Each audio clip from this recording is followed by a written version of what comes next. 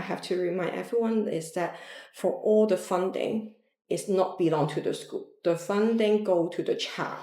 So if you are not telling the school are not getting any funding to support your child at all. Welcome to the Optism channel, where we journey with Carmen to raise autism awareness and move steps closer to inclusivity. Join us as we meet community members, share stories, and explore initiatives that make a real difference. Now, the process of school application can feel very overwhelming for families who have children with special educational needs such as autism. We all want what's best for our kids, so the pressure of finding that right school, the fear of being rejected, along with the big question of should we reveal our child's ASD diagnosis, are probably questions that are looming over the minds of many, many families. Now, if you're feeling extremely anxious and stressed out, you're definitely not alone.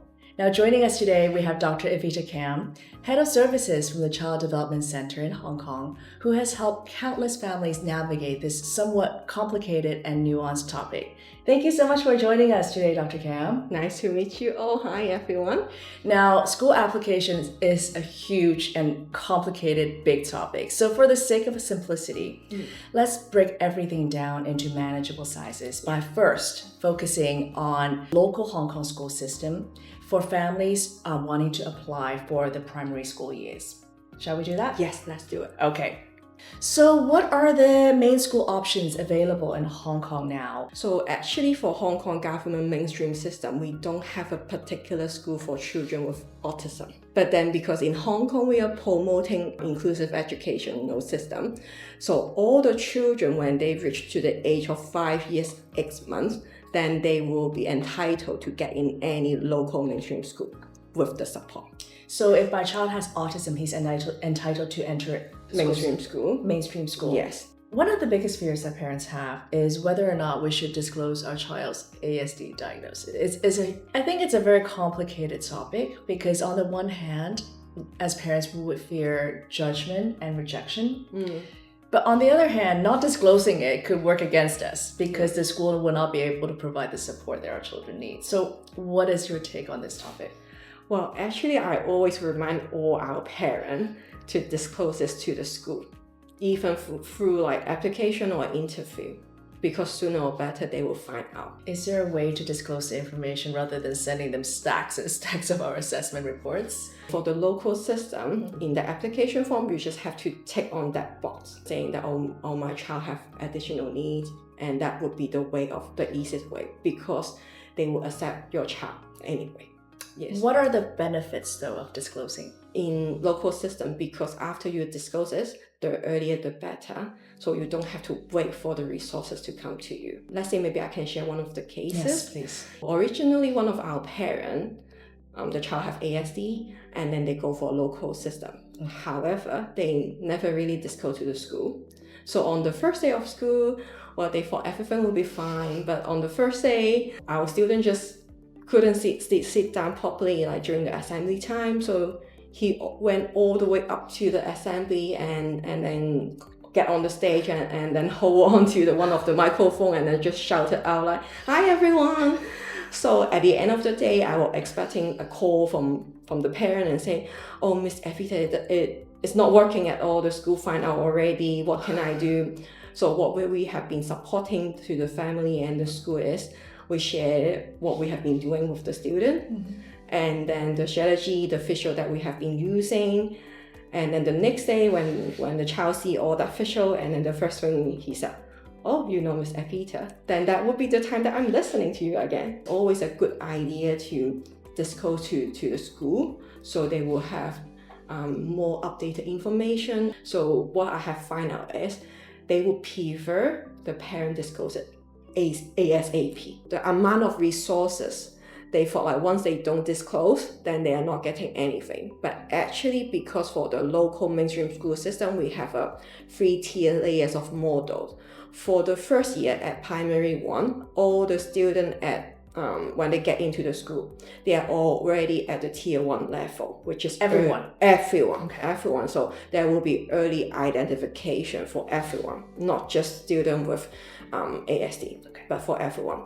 Okay, and then what we also have to consider is, if the parent doesn't disclose, the amount of support will be delayed. And I have to remind everyone is that for all the funding, it's not belong to the school. The funding go to the child. So if you are not telling the school are not getting any funding to support your child at all. So there's a high chance that they might actually have to ask the child to leave because they don't have the resources to support No, they them. will stay there. They will stay as in the mainstream school because they are promoting inclusive education, but then they may not, like, let's say, student A have got the diagnosis, get the assessment done, and then, there will be maybe speech therapy training course ASAP for the child.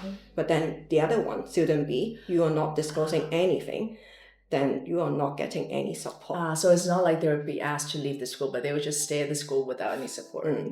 Which is not ideal. Yes, yeah. And we are hoping all our students can get the right amount of support. So that would be important for all the parents to understand that it's important to share the information to the new school.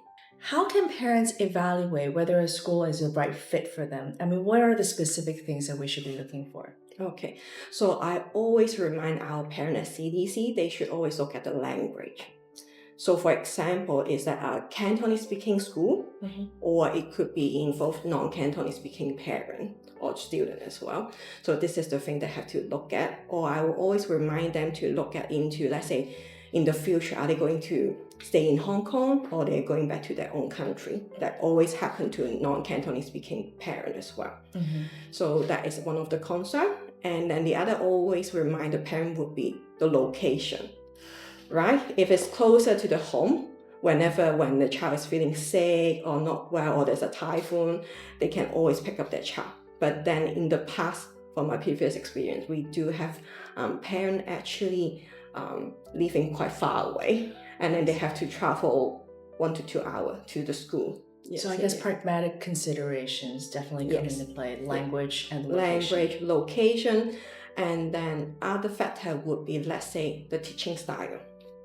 Because, for example, children with autism, they prefer a lot of routine, a fixed schedule. So actually for local mainstream school, they have a lot of traditional teaching style. So structured learning. Structured learning actually can be helpful for the children. But then they will have non-quite structured one. They have all focused on maybe project-based, so their lesson can be over everywhere as well. So that would be the time that they have to consider whether they would prefer a traditional one or non-traditional one. In previous experience, actually we do have parents go for a traditional path, which is our children settle there quite quickly as well, because everything is quite the same. Yes. Okay. So that is one of the factors. And one more factor I can think of would be the future development. Okay. Yeah. Let's say after primary, where are they going? This is one of the factors I always remind the parent, because for some of the local mainstream school setting, they actually have a partnership with a secondary school. Or they actually have their own secondary school. Yes, they will have their own secondary school or partner with another secondary school as well. So the parents don't have to worry about. Or for private setting, they also have to think of, whether or not is that a right place. Usually for private school, they will only focus on just primary, but then they don't know what's happened next. So this is something they can also consider. So it's more of a long-term planning in that sense. It's not just about getting him into school. It's really about thinking about high school and all. Yeah, a long way to think. Now, are there schools in Hong Kong that you think are particularly welcoming or well-equipped to support children with ASD? Okay, so let's say for the local mainstream school system, we have children going to one of them is Catholic Mission School located in Shanghai, and then we have another one is Lee Seng Tai Han School, which is also support children with additional needs, SEN, children with ASD, and also is non-Cantonese speaking. And then the other one will be the Sir Elise Coterie School. That would be one of the free schools that we always recommend, because many of our non-Cantonese speaking children, they will be settling well in that school. That's very good to know. Thank you so much for your advice. Now, the application process, I would say, in Hong Kong's educational system is so competitive and extremely stressful. So, especially when you're trying to advocate the needs for your child. Now, what advice would you give to parents who feel very nervous about advocating for your child's needs? Because sometimes I feel like, as a parent, we're already lucky to have found a school. Yeah. And so I feel like it's really hard for us to advocate for further needs. What advice would you give for parents who want to speak up but feel reluctant to do so? Okay, so I always remind the parent, like, think again, like the first day when you send your child to playgroup, you look for the places or you look for the kindergarten, you have done a lot already. And then now we are coming to another stage. So we are finding the right amount of support that suits your child. So what I always remind the parent would be, go for the open day or even call the school. Calling the school, you don't have to disclose, oh, my child have ASD, right? You don't have to do so. But then you can call, I'm asking about any support from your school, or you don't have to disclose your name, right? That will be another way. And then not just the open day, but maybe just go there to the school, have a look how the teacher react to the student. This is another way that you find out is that a right school for your child. And there's another way I always remind the parent as well is that nothing is perfect. But then finding things like most suitable for your child would be always come first. Yes, because this school may be suitable for one student, but it may not be suitable for your child. Even after a school is chosen, the transition itself can actually feel like a big leap from kindergarten to primary school. So how can parents help their children prepare successfully, both emotionally and socially in the new setting? I always remind the parent there's different stage. So at the early stage, once you find out your child has such needs, then maybe you go for all sorts of training or intervention group. That could be related to social communication. It could be intensive training about academic. That would be at a very, very early stage to prepare your child for primary. But then when they get closer, K2 or when they're at kindergarten 3, when they're more or less ready for primary, I will always remind the parent, go to all the interview together, go to the location, telling the child that there's something changing. Yes, that would be quite important for the family to do it together as a team. Because otherwise the child may think, oh, what's going on? I have no idea what's going on and what happened next. And then that's always be involved in maybe telling the child about where's the location of the new school, telling Maybe who is just take a tour, take pictures of it, and also who is the new teachers. There may be some, let's say at CDC, we do have school readiness class, so they can attend to those classes, or even for the primary school, they usually have school readiness as well. Because it's a big jump, right? From kindergarten, which is a more fluid environment, to structured classroom setting and sitting at your desk. It could be really quite challenging. Very different. So we always prepare our children. Let's say we have classes talking about, oh, now instead of sitting in a station time with 3 kids, now you're all by yourself, and then you have to listen to group instructions instead of calling your name, right? That it can be a big jump as well. So this is something that I always remind the parent, like, do it gradually, or once you know the school, then maybe you can do, or what is maybe shopping together, get the uniform, stationery stuff that they can prepare themselves, not just the child, but also to the parents as well. Like something changing, because it can be quite stressed out, not just to the child, but also to the parent as well. So I suppose parents can take a week or a couple of days during the summer holidays to prepare their children on the new routines, the uniform, and perhaps even take a small trip to the school to prep them for their first day.